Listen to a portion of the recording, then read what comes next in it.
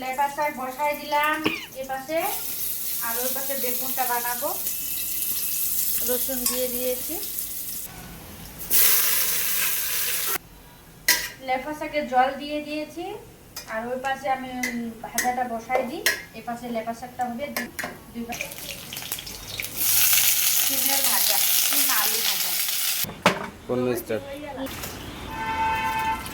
আর ওখানে যে দিদি কাপড় ধুচ্ছে, ও রোদের মধ্যে চলে আসছে কাপড় ধোয়ার জন্য। ওকে বলে নিচে ভালো লাগতেছে না, বলতে নিচে কি ঠান্ডা, ওই জন্য উপরে আসছে। লেফা শাকে ধনিয়া পাতা দিয়ে দিচ্ছি। ধনিয়া পাতা আগে দিই নাই, এখন দিয়ে দিলাম। আর ওখানে আমার ভাজা তো হয়ে যাচ্ছে, দেখো এই যে ভাজাটা হয়ে যাচ্ছে।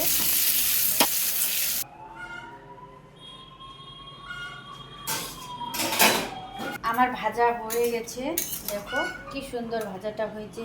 সিমের ভাজাটা সে টেস্টি হবে, বোঝাই যায় দেখে। আর ওইদিকে লেফা শাকও হয়ে গেছে।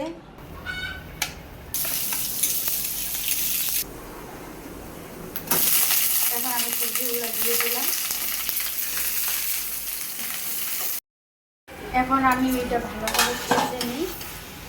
সিদ্ধ হয়ে গেছে, আলুগুলো সিদ্ধ হয়ে গেছে। আর দিদি আসছে কালকে, বড় দিদি।